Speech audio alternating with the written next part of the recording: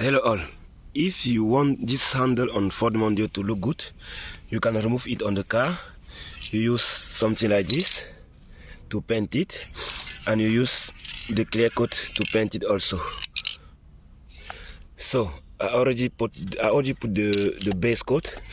Now I'm going to try to add the clear coat on top of it, and we see the end result.